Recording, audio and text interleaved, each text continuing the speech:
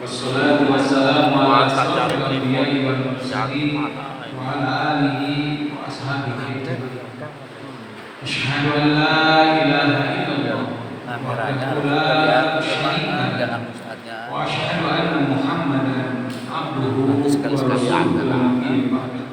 Allahumma shalli wa sallim ala sayyidina Muhammadin wa ala alihi wa ashabihi ajma'in. Alhamdulillah, senantiasa kita panjatkan puji syukur kepada Allah Subhanahu wa taala, Allah yang Maha Suci dan Maha Tinggi, yang mudah-mudahan selalu mensucikan kita dari segala dosa dan meninggikan derajat kita di dunia sampai di akhirat. Salawat dan salam senantiasa kita sampaikan kepada junjungan Nabi Allah Muhammad sallallahu alaihi wasallam. Allahumma sholli wa sallim wa barik alaihi. Alhamdulillah, di subuh ini sampai masjid sini kehujanan sana, kita luar dan hujan. Ya. Tapi ini memang ada kesedihan. Guru saya Kiai Haji Jamil Nur kemarin Jumat meninggal di rumah sakit dalam keadaan insyaallah selamat. Beliau tersenyum dalam ketika setelah dimandikan. Beliau berjuang dari sejak awal. Anak saya semua sekolah di sana. Dan kami termasuk yang sama-sama ingin melanjutkan. Saya memang pernah menyampaikan di sini, ada satu ustadz yang terkenal di grup ustadz Subatang, ada WA grup ustadz. Saya sering sampaikan dan tersebut namanya karena beliau masih sekarang saya buka rahasia. Di grup ustadz itu, tahulah bagaimana grup ustadz mungkin. Dalil, dialog, diskusi banyak sekali setiap hari dikirim. Tapi Kiai almarhum ini bertahun-tahun cuma satu saja yang dikirim dalam WA grup itu. Setiap jam 2, 159, 2 lewat 2 itu selalu mengirimkan satu kalimat tahajud. Bertahun-tahun dan tak pernah putus sehari. Yang lain mengirim apa saja. Beliau padahal orangnya termasuk yang banyak bicara sebetulnya. Tetapi ternyata di grup itu beliau itu mungkin ini para ustaz. Tapi ternyata benar banyak dari para ustaz yang tidak tahajud. Apalagi kalau pun tahajud mungkin tidak jam 2 terus seperti itu. Dan ini dilakukan sejak di pondok pesantren. Memang Hidayatullah salah satunya seperti mewajibkan tahajud, apalagi bagi dai berdosa. Saya kadang ikut, kadang juga terlambat. Dan inilah yang mungkin menjadi pelajaran buat kita, karena modal utama dari tugas yang kita akan bahas hari ini justru adalah dari sholat tahajud kita. Hasil sholat tahajud salah satunya adalah qaulan saqilan, kata-kata yang berbobot, yang berat timbangannya, yang terkenal, yang membuat orang bisa bergerak menjadi amal. Karena banyak ilmu yang tersampaikan tanpa tahajud. Nasihat yang kita berikan kepada anak kita, ke istri kita tanpa tahajud, kalimat yang mungkin mengalir saja. Tapi orang yang senantiasa tahajud, maka dia akan diberikan selain maqam mahmudah, tempat yang mulia, dia diberikan qaulan saqilan, kalimat-kalimat yang berbobot, kalimat yang berbekas pada orang yang mendengarkannya. Kita akan melanjutkan kajian kita kemarin karena terpotong dengan waktu, karena waktu kita sekarang cuma setengah jam ya, setengah 6 karena subuh kita memang mepet. Kemarin kita bahas tentang 7 nilai waktu. Dan kita sudah bahas 4, yang 3 ini yang penting untuk menjadikan kita termasuk orang yang tidak rugi. A'udzubillahi minasyaitonirrajim. Wal 'asr, demi waktu yang terus berjalan, di umur yang terus bertambah ini, umur dari 30, 40 terus. Banyak yang di umur 50, 51, 55 itu bukan Allah kecuali yang beri bonus. Saya 49, berarti kalau 51 mengikuti Kiai Ahmad Nur, mengikuti Kiai Anari Basya, mengikuti Kiai itu rata-rata 51. Jadi jemaah mungkin nanti 2 tahun lagi diganti penceramahnya. Karena memang persiapan itu harus kita tahu bahwa besok kita mati, supaya kita memang sungguh-sungguh hidup kita. Justru dengan kematian bukan jadi lemah, tapi jadi sungguh-sungguh karena tahu setelah kematian hidup kita akan terus merasakan kenikmatan ketika kita berbuat.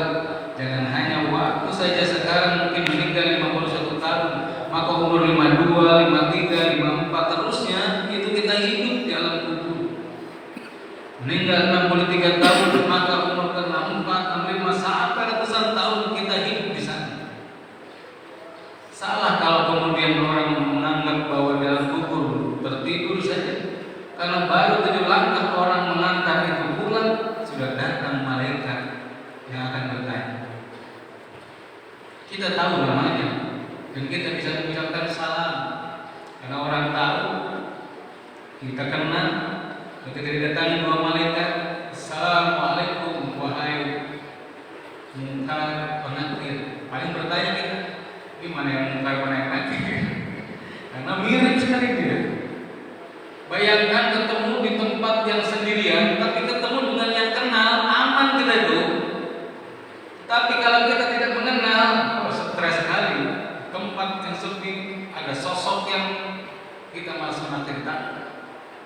Maka umur kita akan terus, karena manusia disingkatkan oleh Allah untuk hidup terus.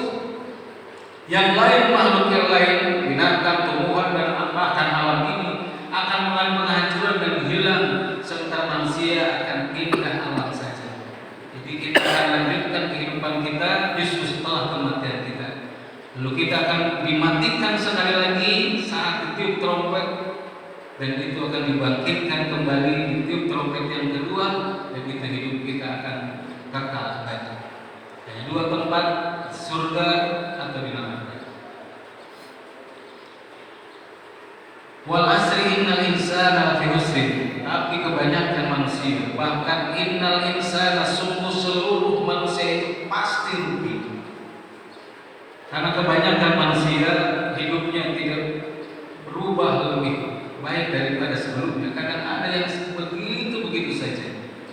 Mungkin kalau SD, TK ke SD ada perubahan, SD ke SMP perubahan. Tetapi setelah kita tua ini, banyak yang tidak berubah bertahun-tahun. Begitu saja. Dan ini khusr, rugi. Maka tambah umur berapapun, kalau kita begini saja, kita termasuk yang rugi. Ada yang sebetulnya masih terus ingin meningkatkan, dan ini menjadi syarat supaya kita tidak rugi. Memang pertama adalah ada iman. Karena kita tahu orang beriman insya Allah untung, tapi di ujung kalau modal cuma iman, dia akan ke surga. Tapi kalau cuma modal iman, banyak orang yang binarkan. Dia tidak sholat, dia tidak zakat, dia tidak pernah ngaji, dia tidak pernah berbuat kebaikan, bahkan banyak buat dosa. Untung saja tidak pernah musyrik, tidak kafir dan munafik, maka dia akan pasti masuk surga. Tapi lama sekali neraka. Keberuntungan di ujung saja, dan keberuntungan ini sangat kita tidak harapkan. Maka iman kita harus menumbuhkan ma'amil sholihah. Lumayan ini, dia tidak akan neraka dengan amal yang ditimbang yang baiknya banyak. Tapi kerugiannya adalah menunggu begitu lama di padang mahsyar. Orang ditimbang satu persatu, betul-betul satu persatu. Bayangkan kita menunggu. Sebetulnya kalau kita duluan, kita sudah langsung masuk surga. Tapi menunggu di padang mahsyar itu sebuah menyedihkan, penderitaan. Maka dia dapat keuntungan memang tidak lebih lama daripada yang modal iman saja. Ketika ditimbang amalnya lebih sedikit saja, maka kebaikannya maka dia masuk surga. Tapi keberuntungan yang besar hanya akan didapatkan oleh orang yang melaksanakan 3 amal berikutnya. Bukan hanya beramal, tapi watawassaw bis haq, watawassaw bis sabr, watawassaw bil marhamah. 3 amal ini membuat orang dia tidak dihisab di alam mahsyar. Dia akan langsung masuk surga. Keberuntungan pertama dia masuk surga, tapi lama disiksa di neraka. Keuntungan kedua dia tidak disiksa di neraka, tapi lama menanti di padang mahsyar. Maka carilah keuntungan paling besar, yakni masuk surga bighairi hisab, tanpa hisab, langsung masuk surga. Siapa mereka? Yang bukan hanya beriman, yang bukan hanya beramal, tapi dia sering menasehati, mengajak orang untuk beriman dan beramal. Wa tawassaw bil haq, saling mengingatkan untuk menetapi kebenaran. Ini kepada orang-orang yang kira-kira sama dengan kita, yang bisa sholat, ajak sholat, yang bisa zakat, ajak zakat, bisa ngaji, yang secara fisik, secara keadaan sama dengan kita. Kita ajak wa tawassaw bil haq, apalagi kepada yang memimpin kita atau bawahan kita, yang setara dengan kita, yang kita bisa ajak. Maka sampaikan kebenaran untuk tetap dalam kebenaran.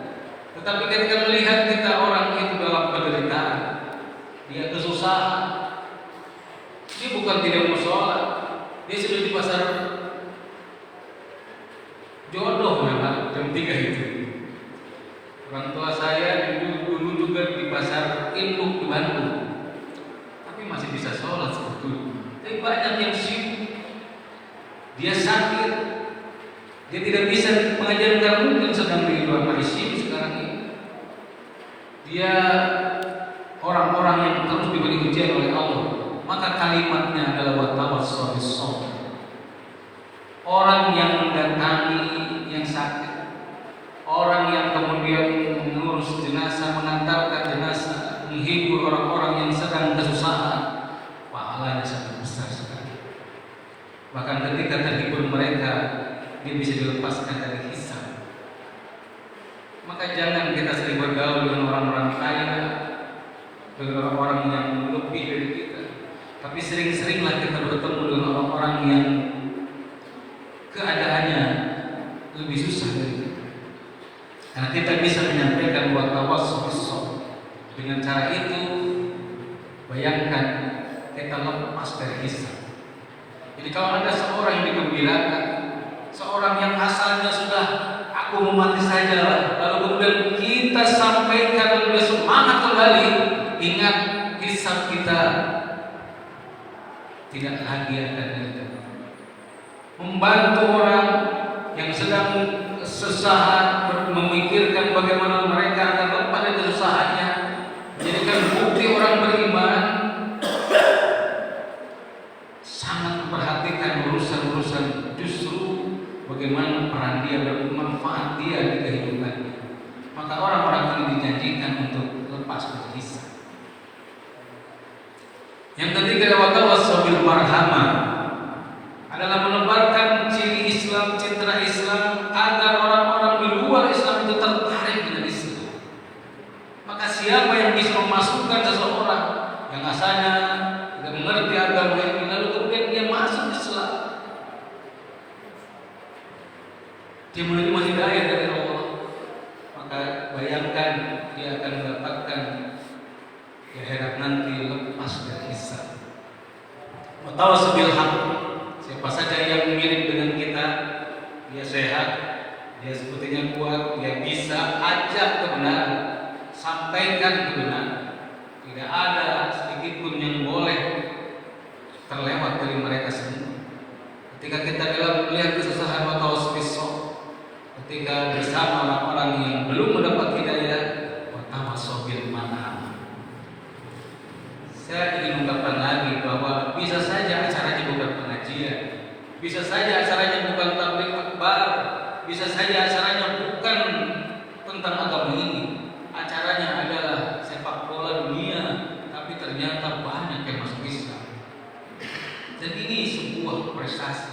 bagaimana ada teman saya, dia manajer di Oceania, bos Inggrisnya sering karena tiap hari bertemu, sekarang sudah masuk surga. Ada juga yang teman dekat saya dulu, teman satu malah keluar dari Islam, tapi satu masuk Islam. Itulah membuat saya kelas 2 SMA itu saya didatangi. Ya, kalau di sekolah saya dulu sekolah negeri, yang dulu sekolah Cina, dan situ misionaris begitu banyak. Saya didatangi, lalu kemudian diajak, bahkan ini bolak-balik. Saya memperhatikan itu. Ini kelas 2, saya kelas 2. Dia sudah tahu isi kitabnya. Saya tidak tahu sama sekali. Kelas 2 SMA. Hari itulah saya beli Quran terjemah. Saya tiap hari tak buka lagi buku pelajaran. Saya buka terus Al-Quran, saya baca setiap saat.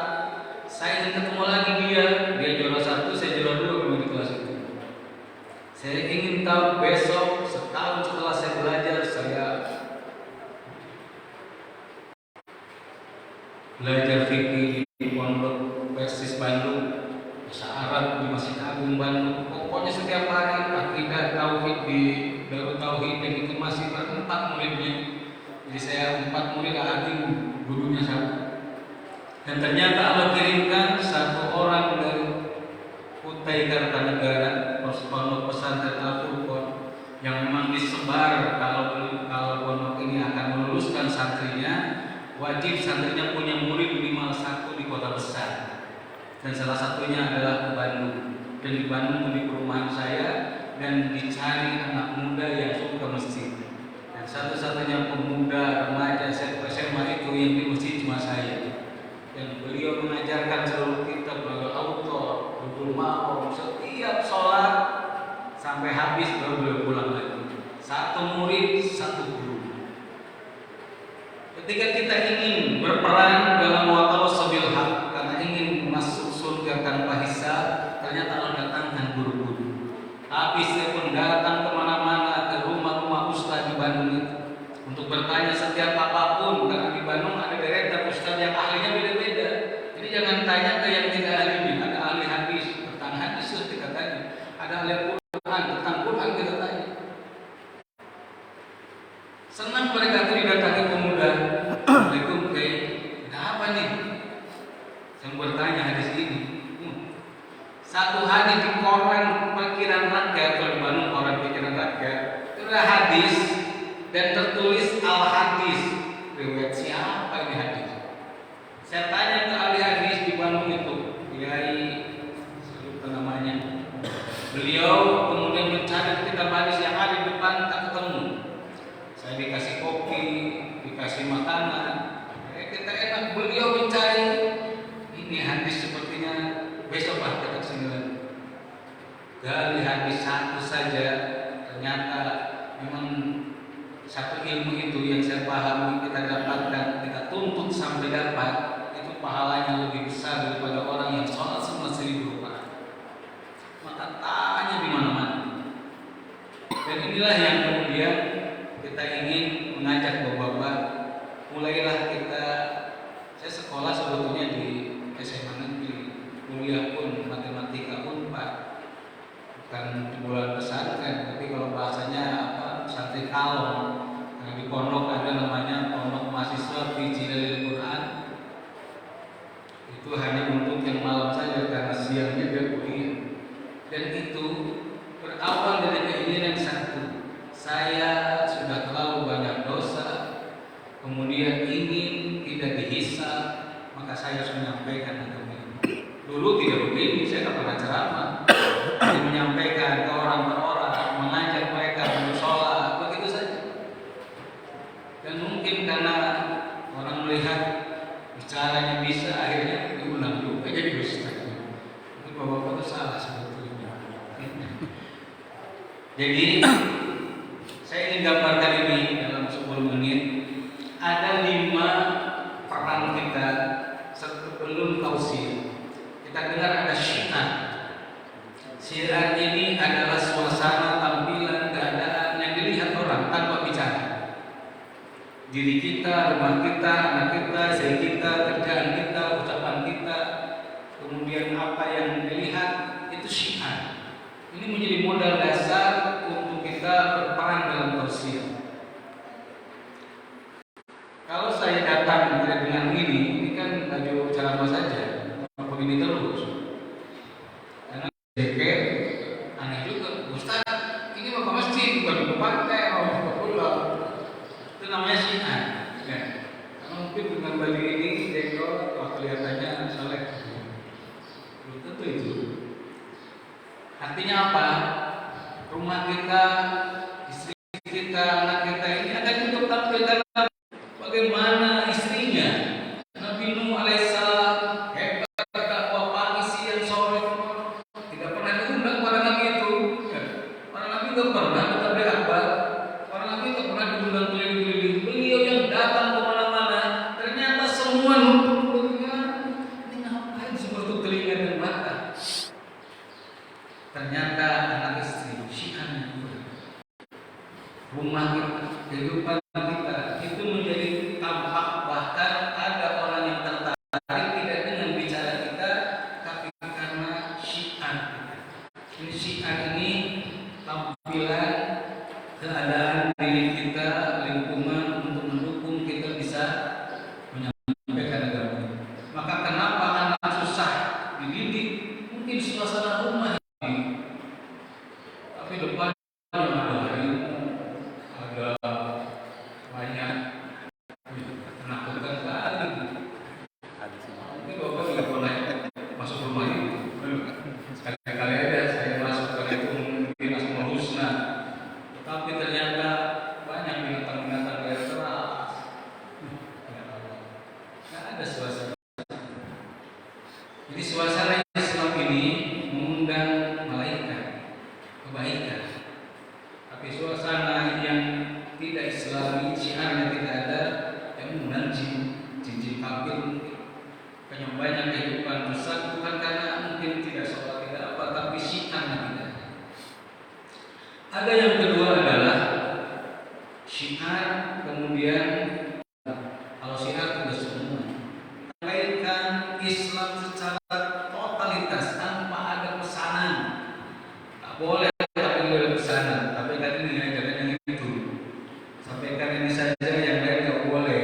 Tak bisa. Tapi dalam menyampaikan agama ini dengan lengkap, jelas, tanpa ada embel-embel apa-apa. Ini tugas ulama, menyampaikan makna. Karena semua orang tahu sebenarnya. Kita sudah paham sebenarnya agama ini. Maka ada tugas yang ketiga adalah dakwah. Tugas setelah tunai, maka tugas kita sudah dakwah. Dakwah ini mengajak. Kita tinggal mengajak, ayo, ya apa? Azan. Tugas mengajak, tugas semua orang. Siapapun wajib mengajak orang watawasau bil haq tadi, kepada yang sudah sampai penjelasan tentang agama ini. Dan saya rasa kalau sekarang masih bodoh tentang agama, maka sungguh sangat keterlaluan. Memang banyak sekali ilmu yang tinggal tidak dapat. Ulama-ulama tinggal klik, kita bisa tiap hari. Tentang apa saja, ulama-ulama itu sudah banyak. Bahkan di Timur Tengah ini semua kitab sudah masuk ke dalam internet itu. Tinggal kita buka, kita belajar. Mau belajar mana saja, ada di mana-mana. Kita aja di rumah terus misalnya. Untuk jadi tahu tentang agama ini sudah banyak. Dulu susah sekali. Sekarang di media sosial banyak, pengajian banyak. Kita tidak mengaji. Ini dakwah ini bukan tabligh. Kalau tabligh itu di sini ulama dengan kitabnya. Dan bapak nggak bisa nahan tuh kalau dengan para ulama. Kalau dengan ustaz memang enak karena retorikanya, ayatnya mungkin kita senang. Tapi dengan ulama nggak bisa dia begitu. Dia dengan caranya, dan dia ada kitab, dan kita harus belajar itu. Ada di tempat itu untuk belajar tanpa ada sedikit pun urusan yang lain selain tentang akidah, tentang fikih, tentang Al-Quran, tentang hadis, dan itu kita cari guru-gurunya. Karena kita butuh nanti untuk punya ingat dia tidak ke neraka, dia tidak dihisab. Waktu mencarinya saja sudah jadi. Jadi kalau bapak meninggal waktu mencari dengan dalam majelis ilmu, maka bisa berilah dan dia masuk surga tanpa hisab. Bapak kalau meninggal sekarang pas ngaji ini, insya Allah masuk surga langsung Pak. Siapa yang mau? Kan masih belajar Bapak, aku kan belajar dulu. Bapak tinggal kerja.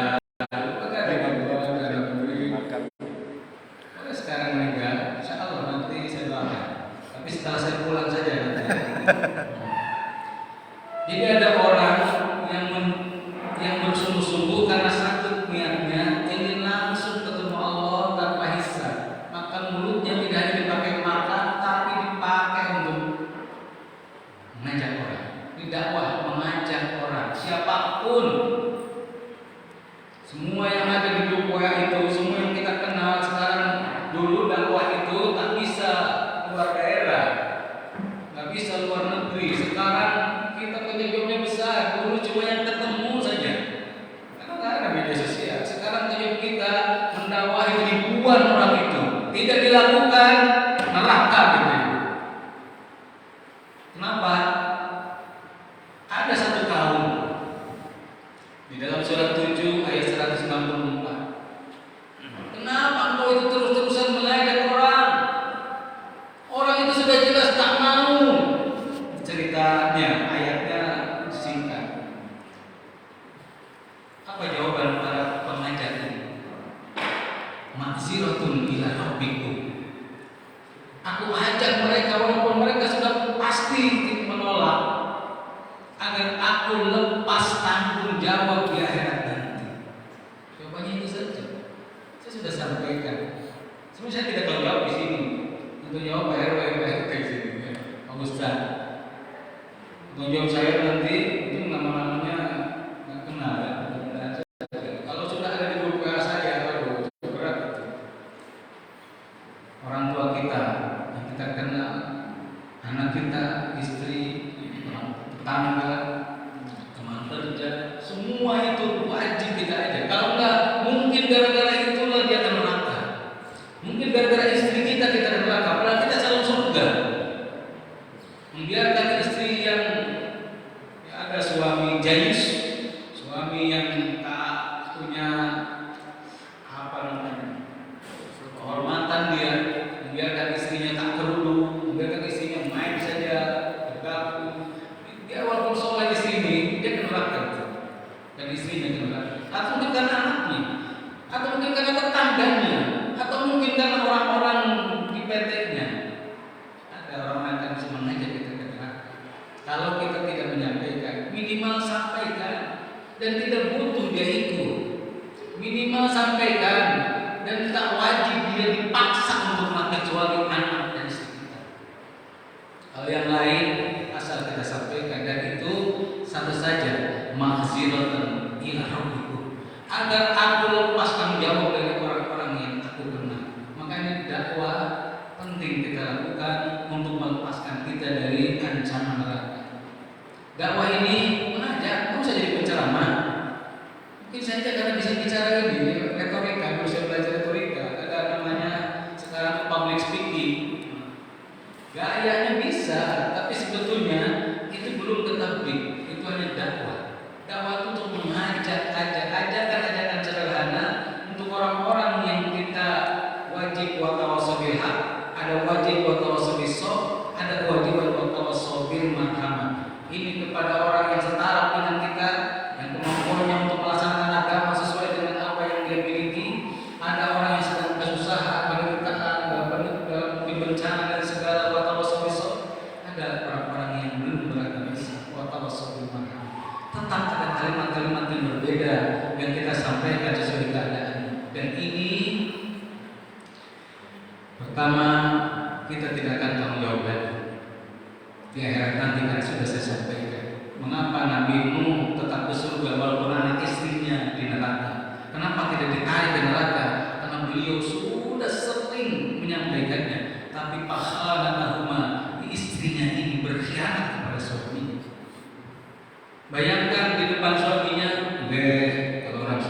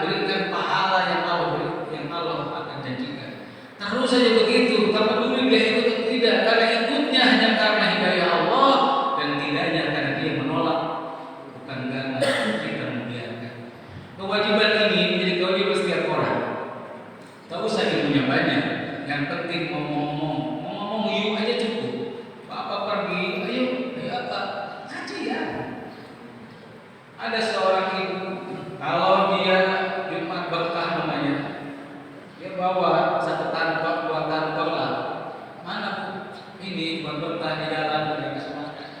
Ya ayo siapa mau ikut, saya antarkan. Dia tidak hanya bersedekah tapi ngajak kampungnya sedekah. 1, 2, pakai motor, lama-lama 100 kali tiap bunga, pakai mobil dia. Dia tidak membuat orang ini, tetapi mengajak orang ini. Yang dipikirkan bukan hanya pahala, tapi satu yang lebih besar. Pahala itu ditimbang dan itu lama ke surganya. Sebanyak pahala apapun, kalau masih di padang mahsyar, dia akan menunggu. Sebetulnya kalau dia duluan, tinggal surga langsung. Tapi karena menunggunya begitu lama, matahari sangat dekat, panas, badan yang tenggelam dengan keringatnya. Jangan hanya mengejar pahala, lebih dari itu. Ajruhum wa nuruhum. Sebetulnya Allah jadikan itu 2, tapi orang mengejar 1 saja. Apa yang Allah jadikan? Ajruhum wa nuruhum. Allah berikan pahala dan Allah berikan cahaya. Dan cahaya ini lebih utama daripada pahala itu. Karena itulah tempat kita dikenal. Dan siapa yang bercahaya seperti cahaya matahari, maka dia duluan masuk surga. Ketahuan yang akan masuk surga dulu itu. Dia cahaya berarti memberikan pencerahan. Ada yang putih cahaya seperti bulan, maka Rasul mengajak mereka langsung ke surga. Yang terakhir cahaya seperti lilin, masih lumayan, dia juga langsung masuk surga. Dia dikerubuti oleh kawan-kawannya yang gelap gulita. Ada lilin yang berkelip, diangkat dan masuk surga. Inilah orang yang sering bertawassul bil haq kepada orang yang mampu mengamalkan, bertawassul bis sabr kepada yang sedang dalam kesusahan, bertawassul bil marhamah pada orang yang belum beragama Islam. Sampaikan tenda Islam. Dan ini menjadikan kita punya kesempatan masuk surga tanpa hisab. Mengajak orang dakwah. Ada lagi amar ma'ruf nahi munkar, itu tugas pemerintah. Tugas yang punya kekuasaan dari mulai RT sampai presiden, yaitu memerintahkan kebaikan dan melarang keburukan. Kalau bahasa dalam dakwahnya dia dengan tangan. Kalau nggak bisa dengan tangan, dengan tanda tangan. Nah, itu lebih hebat lagi. Di wajibkan wanita semua berkerudung, tak keluar kota. Cukup itu aja baca ceramah keliling mana-mana, kirim dan dia punya pahala semua orang yang berkerudung. Laki-laki wajib sholat subuh, ngaji subuh. Ini orang-orang yang punya perintah dan tidak bisa kesemua orang. Kita yang bukan pejabat, bukan RT, bukan RW, beliau cuma kepada istri dan anak kita. Wajib kita perintahkan dan wajib kita larang. Tapi dia terserah dia lah, nggak bisa. Dia akan menyebabkan kita neraka karena istri anak kita itu aduan. Fa'tadiru, maka hati-hatilah dengan mereka. Dan mereka juga adalah fitnah, cobaan untuk kita.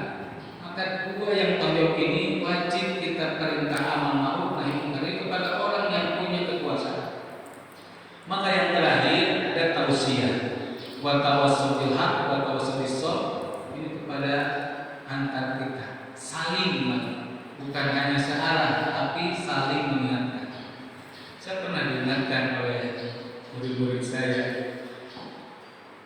Ustaz, jadikan sore ini hujan lebat ini. Dia dibilang pesona bahkan saya Pak Haji hujan lebat. Situ memang mereka bertausiah kepada saya dan ucapan saya sendiri.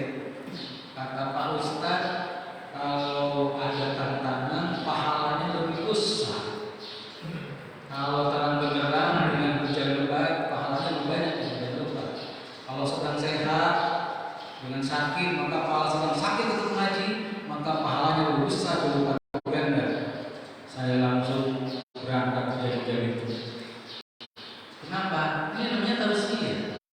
Karena mungkin saja apa yang saya katakan ada yang salah dan itu perlu disampaikan tausiah, saling menasihati. Kalau tadi semua satu suara, kalau yang ini saling kita sampaikan, kita dengar. Ayolah sholat, iya. Ayolah zakat. Kamu sholat tapi tidak zakat. Mungkin kita dengar itu, gitu. Dan itu harus kita dengar. Telinga kita 2, mulut kita 1. Kita tetap mendengar apa nasihat dari saudara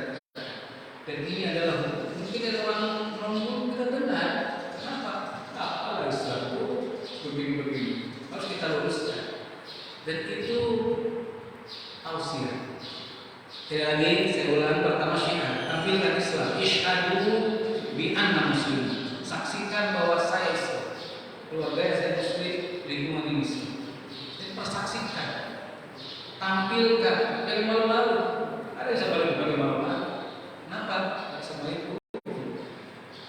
Pakai PHD malu. Tampilkan ciri Islam kita. Isyhadu bi anna muslim, syiar kita.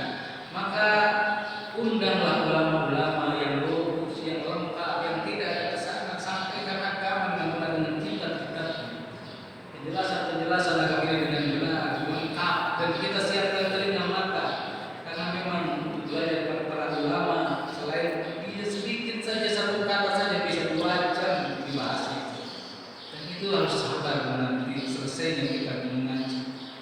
Tabligh ini adalah penyampaian Islam secara lengkap oleh para ulama.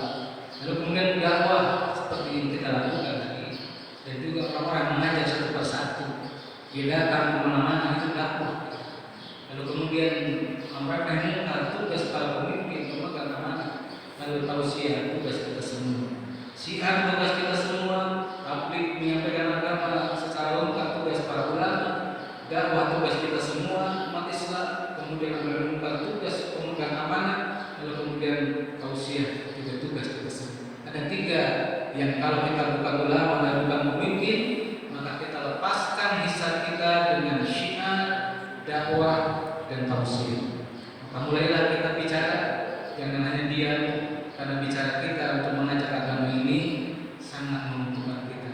Dan kita benar-benar tidak termasuk orang-orang yang rugi, karena dia pasti masuk surga, tidak menunggu di padang mahsyar begitu lama. Mereka orang-orang yang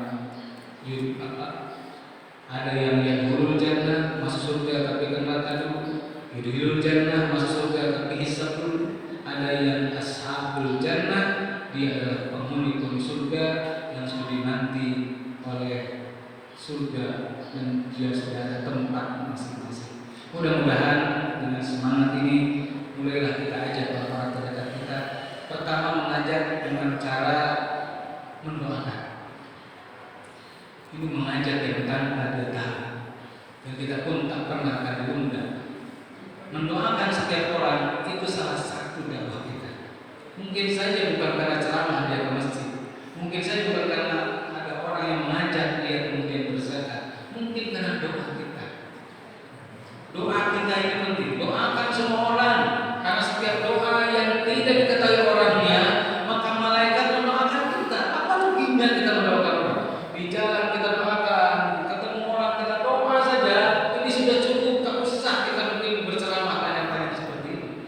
Doakan semua orang. Ini salah satu dakwah yang paling mudah dan tidak bisa orang pun menolak, karena semua bisa. Doakan dimanapun orangnya, apalagi yang sudah ada di teman-teman kita. Yang kedua adalah kirim WA. Sekarang bisa dakwah dengan kirim WA, kirim ayat, kirim Quran, kirim hadis, kirim terus setiap hari saja. Saya mendawamkannya pokoknya setiap Ahad Quran, Senin ada hadis, Selasa perkataan para sahabat, perkataan para ulama. Karena kalau kata kita mungkin takutnya ada yang salah. Termasuk kita nge-share, tapi baca dulu, jangan langsung share dakwah ini belum dibaca, ternyata dalamnya ada yang masalah. Jangan sampai hoak tersebarkan. Tapi kalau Quran ada dakwahnya, jelas Qurannya, hadis yang ada kitabnya. Jangan nge-share hadis Quran yang dari Google-nya, takutnya jadi salah. Lihat dulu ayatnya baru share, lihat dulu hadisnya baru share. Makanya kitab Quran, kitab hadis tentang apa, share saja setiap hari. Itu dakwah kita. Mungkin saja nanti dihisab banyak orang yang datang. Siapa kamu ini? Pernah kita ketemu? Tak, kami gak ketemu kamu. Ya Allah, jadikan ke surga sendiri. Kenapa? Biasa aku sadar dari apa yang kulakukan. Tiap hari kirim ayat, kirim lagi semua, dan saya sadar dari lumayan tanpa ngomong. Pulsa banyak gratisan, kirim aja. Dan itu setiap hari lakukan. Insya Allah peradaban kita masuk. Dan ingat tadi keuntungannya, masuk surga terbiasa. Jadi tidak hanya sholat, ajak orang sholat, tidak hanya ngaji, ajak orang ngaji. Inilah orang yang punya syarat selain masuk surga, dia tidak menanti di alam mahsyar, dia langsung masuk surga. Yang ketiga,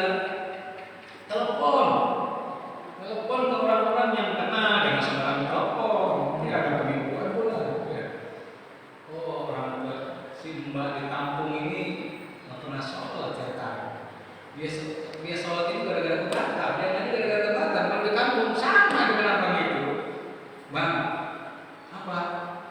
Dengan azan kan? Iya, sholat. Azan zuhur, telepon lagi, bang. Ada ini sekarang telepon lagi, nggak ada apa? Azan zuhur, sholat. Tutup aja gitu. Gak usah maksa-maksa, gak usah ngajak-ngajak. Tiap sholat, telepon dia. Asar, titik. Dia telepon lagi nih gitu. Assalamualaikum bang. Sholat asar kan? Iya asar. Tutup lagi. Gak usah yang lain kalau dia tidak sholat. Karena bahaya abang kita bisa masuk ke tempat neraka kita tahu dia tidak sholat. Maghrib sudah sholat, bingung dia bilang langsung. Untung itu abangnya soleh, baru sehari udah begitu. Ada yang bertahun-tahun nggak salah-salah tetap saja. Ada seorang yang ke Batam kemudian ngaji kerudung, pulang kampung, dimarahi orang-orang. Ngapain kamu begini? Sampai nggak keluar rumah, dalam 2 minggu di kampung nggak rumah keluar, nggak boleh pakai kerudung di sana. Lalu akhirnya dia nggak pernah keluar kampung lagi sampai sekarang 20 tahun. Kemarin si Raja bisa keluar kampung, sekarang anaknya 8, jadi susah keluar kampung lagi. Alhamdulillah kami dengan metode telepon itu, ibunya sekarang sudah sholat. Tapi bahasa ke ibu, salah-salah kita tambahkan neraka. Sholat ya bu, neraka ke orang itu. Bahasanya kaulan karimah. Kepada orang yang bebal, kaulan baligo. Orang munafik itu pakai kaulan baligo, kata-kata yang menampar. Kalau ke sebaya, kaulan sadidan. Kata-kata yang jelas sesuai taraf, jangan bicara yang tidak dia paham. Karena itu ada nanti kita belajar itu bagaimana kalimat-kalimat dalam Quran untuk kita bisa berdakwah sesuai dengan kemampuan kita. Apalagi mengunjungi orang, itu pahalanya besar sekali. Untuk apa? Untuk ngajak dakwah saja, bukan untuk bawa barang, itu bisnis namanya. Ya. Bukan untuk minta hutang, itu malah menagih hutang, tapi datang hanya ingin menyampaikan ajakan yang tidak ada paksaan. Karena tidak ada yang bisa memaksa seseorang beragama kecuali Allah berikan hidayah. Tanpa hidayah, Abu Thalib yang bersama Rasul saja tak ada. Padahal pengorbanannya begitu besar. Maka tugas kita cuma menyampaikan, mengajak dengan menelepon, kebanyakan mengunjungi orang-orang yang wajib kita kunjungi. Ada adik kita, saudara kita di sini kunjungi, karena kalau luar mungkin tidak bisa. Lalu kemudian sering mengundang orang juga tuh mengundang. Kalau pakai makanan seru bisa Allah datang ya. Kalau nggak bisa menyampaikan, dengan acara apa ini?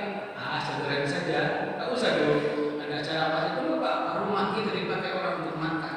Nabi Ibrahim alaihissalam selalu makan bersama tamu, mau makan pagi, makan siang, makan malam itu kenapa? Tiap hari saja datang tamunya. Kita kan nggak mungkin datang terus. Kita undang apa yang kita bisa, dan itu mereka membawa begitu banyak pahala sebetulnya ketika datang ke rumah kita dan pulang rahasia nih. Mereka bawa dosa kita. Habis dosa kita kalau kita mengundang orang itu untuk urusan pendapatan. Banyak lagi. Dan silakan, saya rasa ini jadi bisa. Kalau mau jadi penceramah ya belajar lebih banyak. Tapi kalau minimal untuk yang 5 ini semua bisa. Dengan ingat bagaimana nikmatnya kita nanti langsung ketemu. Ya langsung padahal aku lagi dosa sebetulnya. Dan aku juga amalnya kurang. Tapi ternyata gara-gara saya mengajak itu dia bisa langsung masuk. Mudah-mudahan mari sama-sama. Saya pun dari situlah mulai sejak SMA kopiah putih ini mungkin mulai kopiah putih setelah umroh dan haji. Tapi nggak ada syarat waktu itu. Kelas 2 SMA saya sudah jadi kopiah putih, ketua OSIS di SMA negeri, di SMA yang itu SMA Cina juga. SMA 4 negeri, negeri 4 Bandung. Kopiah putih ke sekolah. Yang ini 2 SMA sudah tunggu. Ya.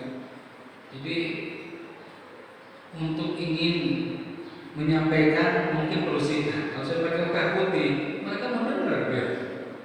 Benar.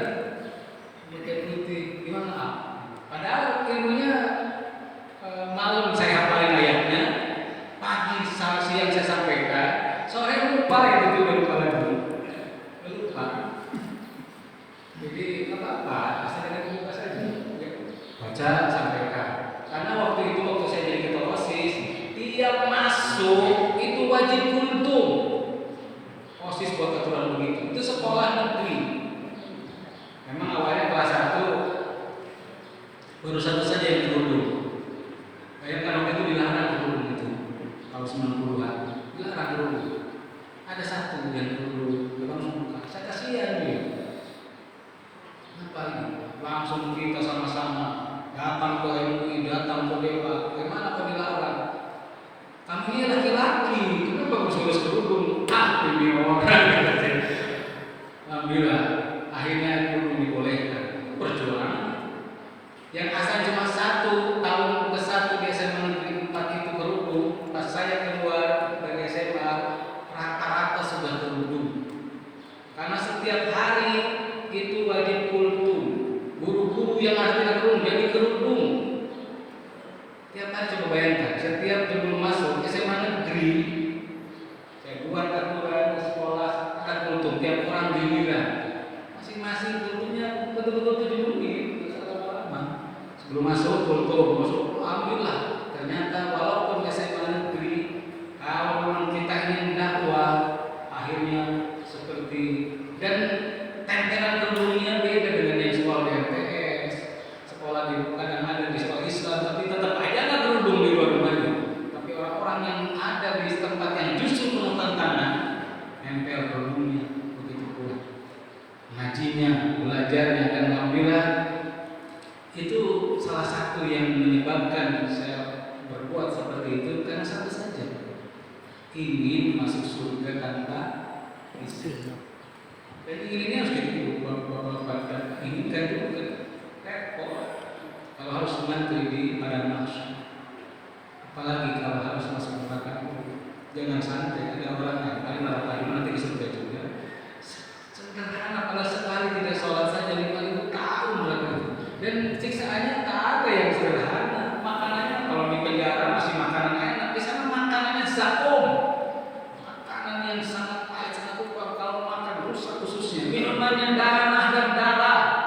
Bagaimana nanah darah air mendidih diminum dan itu menghanguskan muka. Yasmil wujuh. Diberi pakaian dari api, diberikan tempat tidur dari api. Ada kala jengking yang terus dan kita tidak mati-mati di situ misalnya. Kalau mati sehingga matikan aku, mereka minta mati berkali-kali merendahkan aku.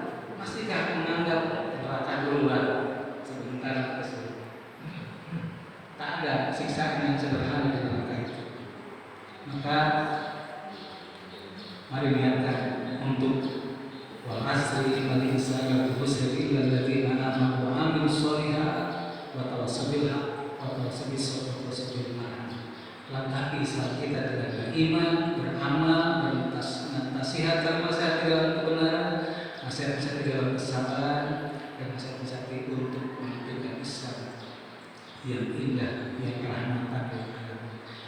Alhamdulillah, amin. Allah subhanahu wa bihamdika, asyhadu an la ilaha illa anta, astaghfiruka wa atubu ilaik. Rabbana atina fid dunya hasanah wa fil akhirati hasanah wa qina adzabannar. Alhamdulillahirabbil alamin. Allahumma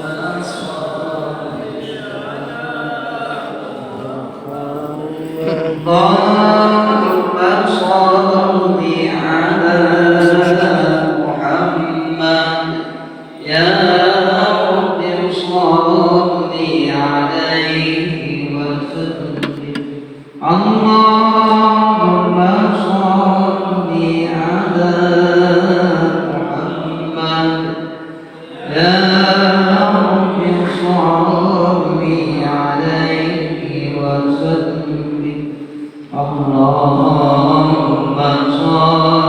ala Muhammad ya Rabbi shalli alaihi wa sallim. Allahumma shalli ala Muhammad ya Rabbi shalli alaihi wa sallim. Allahumma shalli ala Muhammad ya Rabbi shalli alaihi wa sallim. Allahumma shalli ala Muhammad ya Rabbi shalli alaihi wa sallim. Allahumma صل على محمد يا رب صل عليه وسلم اللهم صل وسلم وبارك عليه.